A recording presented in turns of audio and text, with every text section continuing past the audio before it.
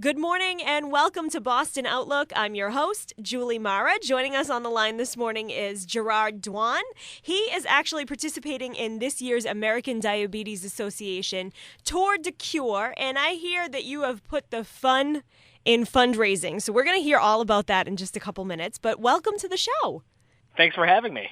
You know, I'm really excited to hear how you have your own little spin on raising money for the American Diabetes Association, but I understand that you actually have been living with diabetes, and I want to hear more about your experience with that. Sure. So it goes back to February 1991. I was diagnosed with type 1 diabetes, juvenile diabetes as it's also called, at the age of 3. And at the time, I was actually diagnosed as an inpatient at Children's Hospital in Boston. So I am local, and I've stayed local. It's kind of interesting talking about diabetes because it is so ingrained in my life already because of the fact that I basically don't remember a time without it. Mm-hmm. So in a lot of ways, you know, people talk about their transition and how hard of a time that they have once they're diagnosed, but with me, it was really, I don't remember a time without it. So it's almost like you were born into it, even though you were 3 when you were actually diagnosed. Right. Aside from vague memories, it's basically from the beginning. So, I mean, I'm sure that you don't really know what your symptoms were based on what you were experiencing, but, you know, your parents or your family were probably the ones who have noticed changes taking place when you were 3 years old. So can you talk a little bit about what, you know, led up to the diagnosis? Sure. It's the standard kind of clues are I'm going to go a little medical here. The standard clues are typically extreme thirst and frequent urination are the two key points. Oftentimes, you know, beyond that, there's serious illness, and in other cases, there are, you know, in extreme cases, there could be additional side effects. I think in my case specifically, it was a pretty mild, I guess in a sense, diagnosis.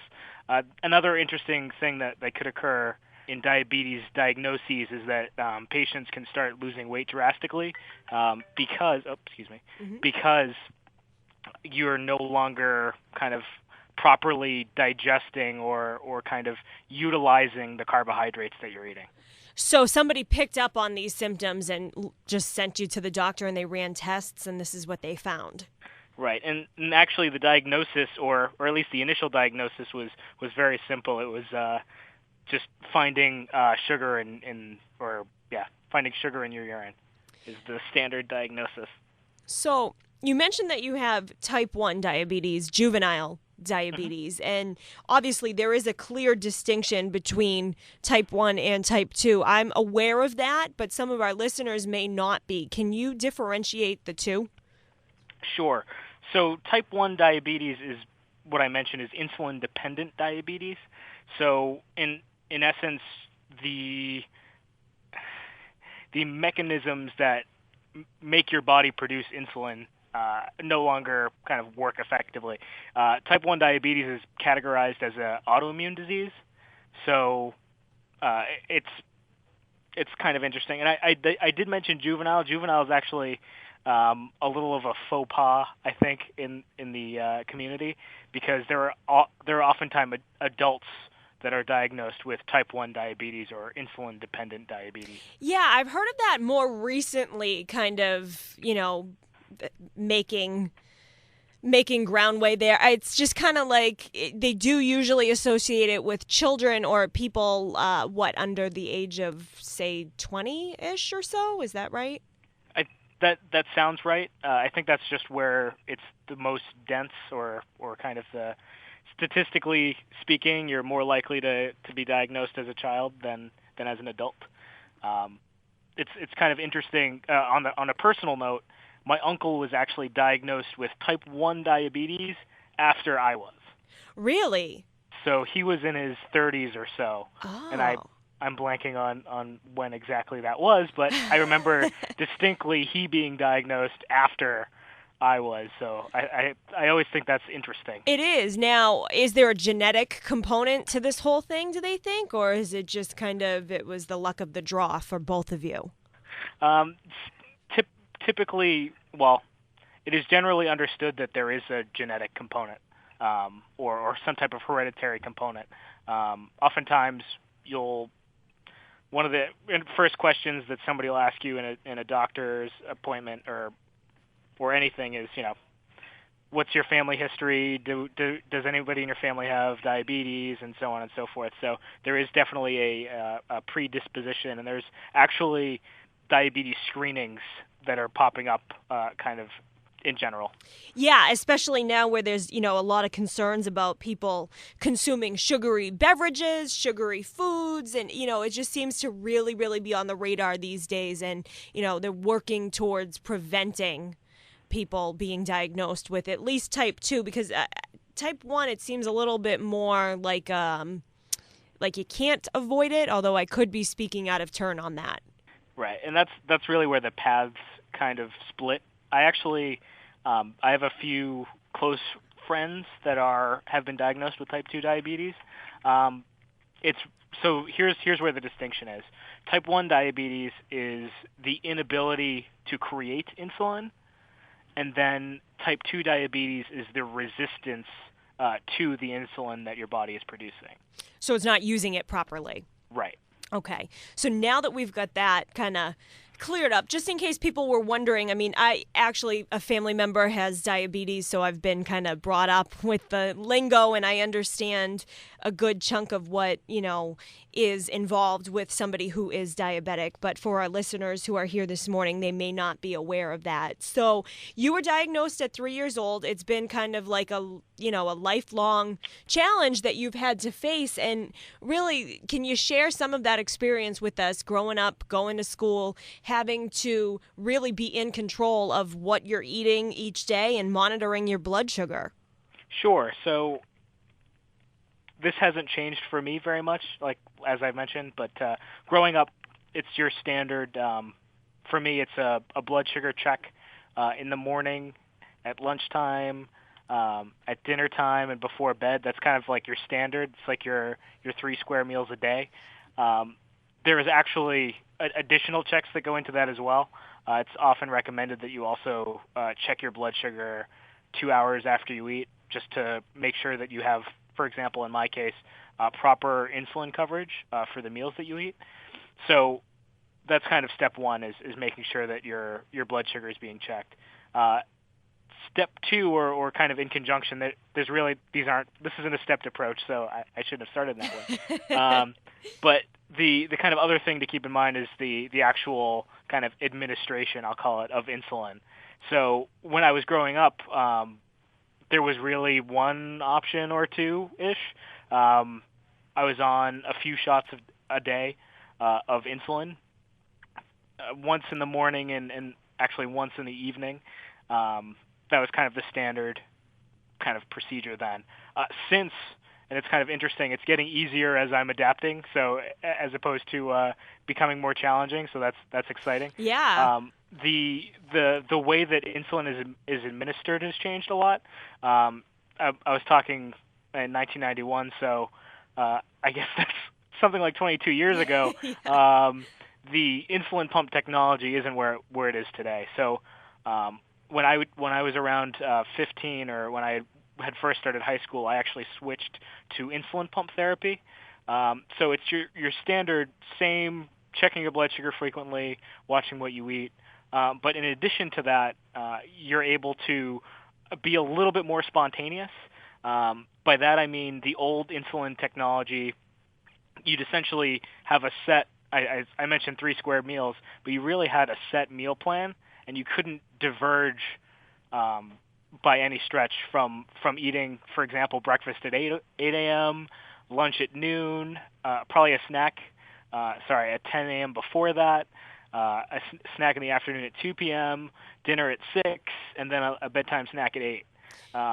Now it's a lot different. Now, with the advent of the insulin pump, or the prominent use of the insulin pump, it has become kind of more ad hoc, and you can be a little bit more flexible with the times that you eat, what you eat. If you want to skip your morning snack because you're in a meeting, well, for me, if I'm in a meeting, then I don't need to worry about breaking out a granola bar in the middle of right in the middle of a big meeting or anything like that. So I think that's really kind of helped me. Insulin, even if you're off of a pump, it's a very similar model where you can get basically one shot a day for the day in terms of kind of your what we call a baseline insulin rate, and then you can give yourself injections for every meal.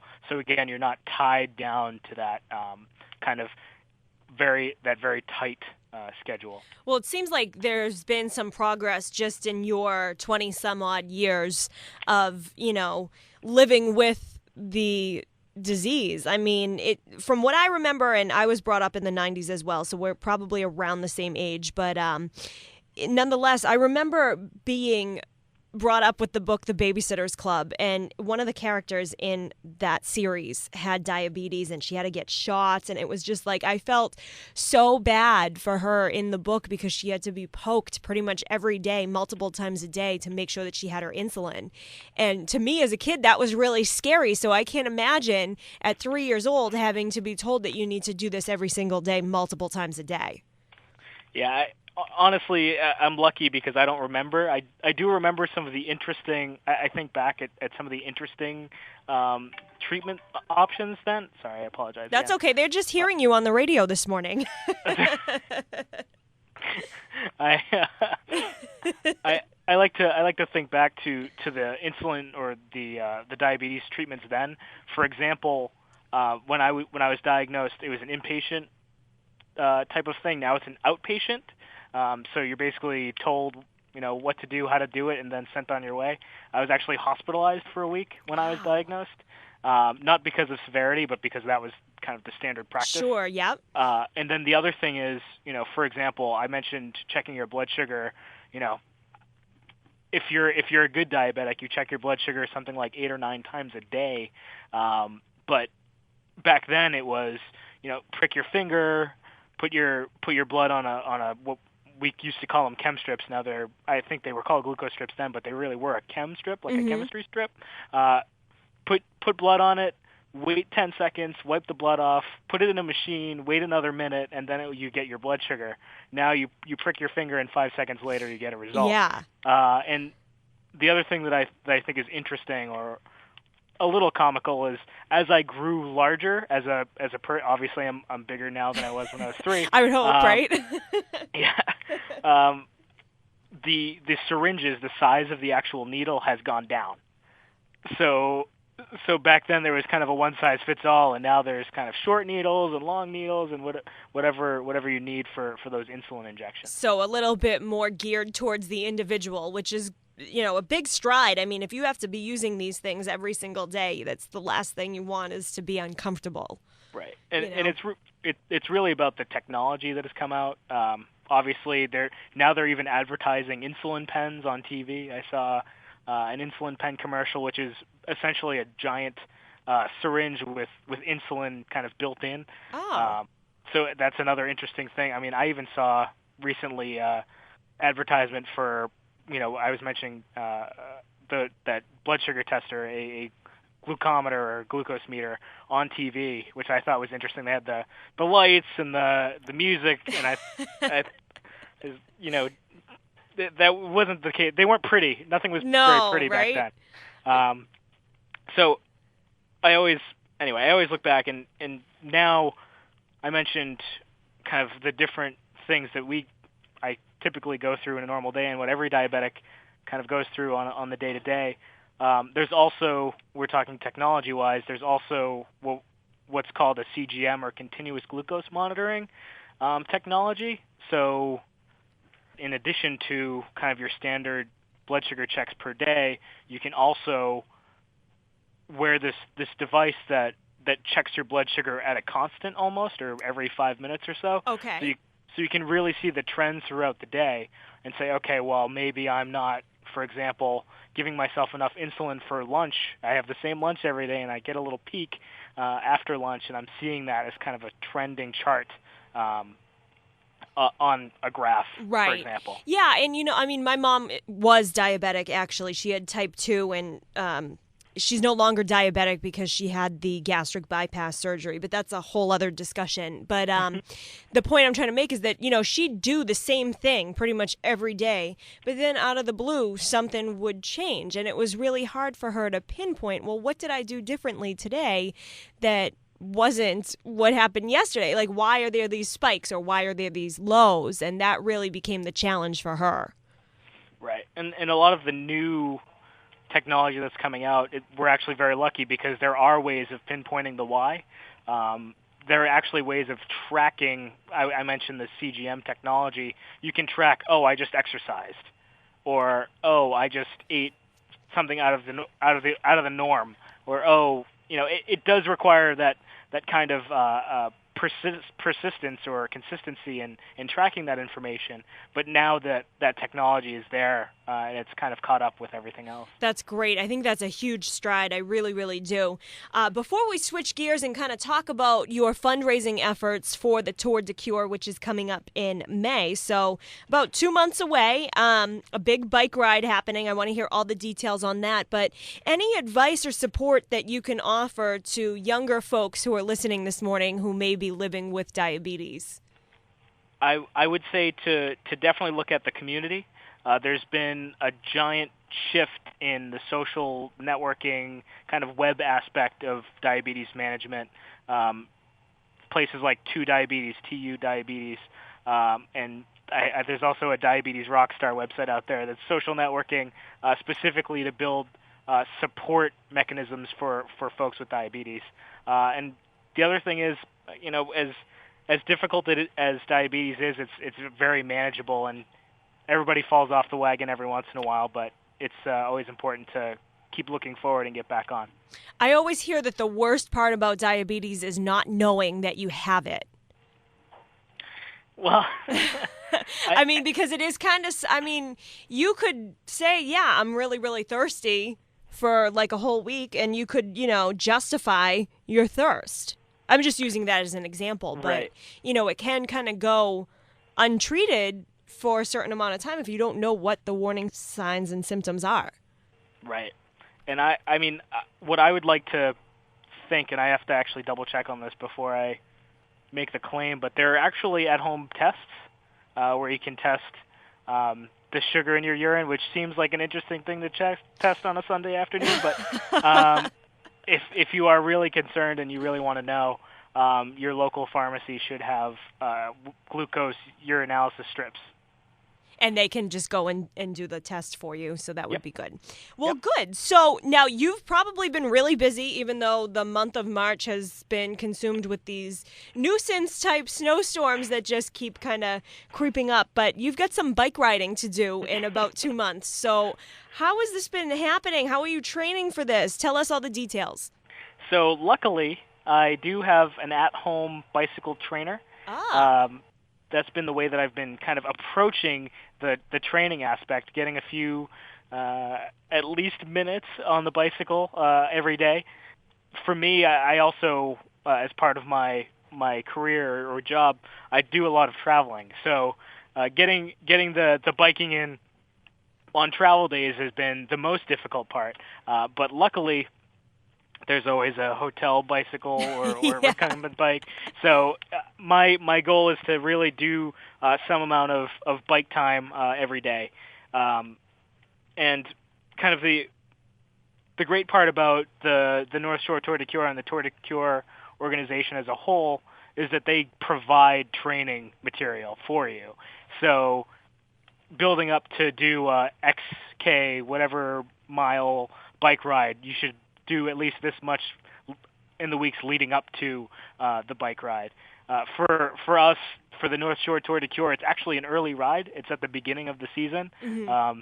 So rarely there are people that are, have been biking all season, as opposed to something that may occur in September or August. So in that regard, there's no need to kind of feel ashamed that you're not in tip-top shape. So that's been the way that I've been approaching it. I've been using the training guides and also making sure that I get some bike time in at least once a day. Awesome. Now, how long is the distance of the ride that you're doing? It's taking place in Topsfield, right? That's right. So here's where some of the fun comes in. All right. What I typically aim to do the 50K ride. 50K? Wait a second. So is that like 150 miles? No. 50K is about 30 or so miles. Oh, okay. I was going the wrong way with my math. Whoops. Right. That would be impressive. I was going to say, I'm like, wait a second. Okay. All right. So, but still a significant distance. Yep. And so there's kind of, with the North Shore Tour de Cure, it's really nice because they have kind of a set list to pick from. There's actually the Family Fun Ride, which is, I think it's around 10 miles. It may be a little less. And then there's also kind of the 25, the 50, the 100K, and then there's also a 100-mile ride that they put on as well. So really it's varied for all ability levels, basically. That's right. Nice. So this is happening in May on the 19th. I hear that you have this little shtick that you have going on with the amount of distance that you go and you dress up. Is this what I'm hearing? That's right. So it turns out that I felt as if I wasn't contributing enough to my North Shore Tour de Cure kind of fundraising efforts. That's really where this all came from. All right. I'm doing, I like to do this for, my dad, who's kind of pushed me to make sure that I make it every year, and my uncle, obviously, who's diagnosed, who's a big biker. So I had decided that I would take a few things that I'm kind of doing on my regular day-to-day and combine them and make sure that I include them as part of my fundraising efforts. Such as? So I actually I had been clowning for charity for about a year. And what I decided to do was say, okay, especially to my coworkers, because everybody loves pictures of anyway, I'll leave that as a cliffhanger. All right. So the idea is that for the more money that people either donate or the more money that I raise, basically as we push kind of my fundraising total towards a number which I haven't disclosed yet this year, I would dress more and more like a clown. So that's the idea. So, for example, last year I said, okay, I'll do a normal distance, and once I raise a set amount of money, I will wear a clown nose, a professional, glued onto my face clown nose. Now, do you mean like during the ride or like for a certain amount of days leading up to the ride? Like when are you wearing this clown paraphernalia? So I am actually wearing it during the bicycle ride. Okay. So, I mean, it leads to a few things. It leads to some interesting looks day of. I bet. It leads to being in some pictures associated with the ride. But last year I actually made it as far as doing a full clown face, the full makeup. I was wearing a clown wig underneath my helmet, of course. I was wearing what I considered a clown shirt and tie.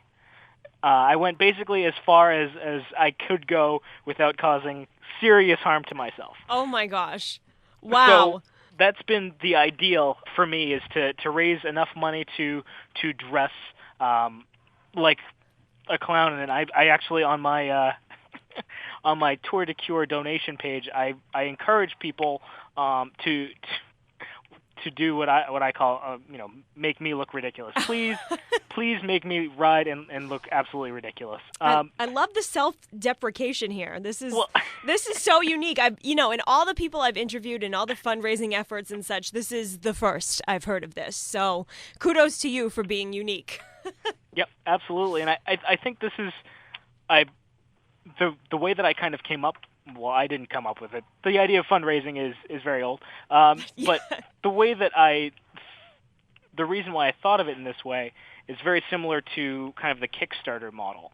I don't know if you're familiar with Kickstarter, but it's basically a website you can go on, and it's a crowdfunding platform. Okay. So the idea is that the more people donate, you can get to a goal and you can help fund a great idea, project, company, whatever it may be. But in this case, I said, okay, I'll take that idea, and instead of incentivizing people by sending them something, I'll incentivize them by, I guess, in a sense, sending them pictures of me doing this bike ride in a clown getup. That is so funny. I love it. I saw a couple of pictures online. I don't know if it's your fundraising page for this year or if it was last year's, but nonetheless, it was hysterical. So who wouldn't want to donate to a guy dressed in a clown suit riding a bike for 30 miles? And then I didn't mention this, but as the fundraising increases, I would actually increase the distance that I'm riding dressed as a clown. Even better. So nice. And that again, that kind of furthers the incentive, particularly among my friends and colleagues. So that's great. So how can people donate to your cause? My fundraising page is gerardisaclown.com. You can go there to donate directly to me, to my team, or to even join the team and do the ride as part of my team, which is actually Team No Balance. So not only do we have fun in dressing like a clown, or me specifically, but the whole team is kind of a little play on words. I think the team actually needs to get on this bandwagon of dressing up as a clown, and then you can have like this whole convoy of clowns on bikes going through the North Shore. I think that would be hysterical. I think that's a great idea. That'll be next year's fundraising efforts. That's right. It might be a little too tight on time now that we're approaching, just a few short months away. And so how has the fundraising been going so far? So I actually haven't, outside of right now, this is when I've gone live for my fundraising effort for this year.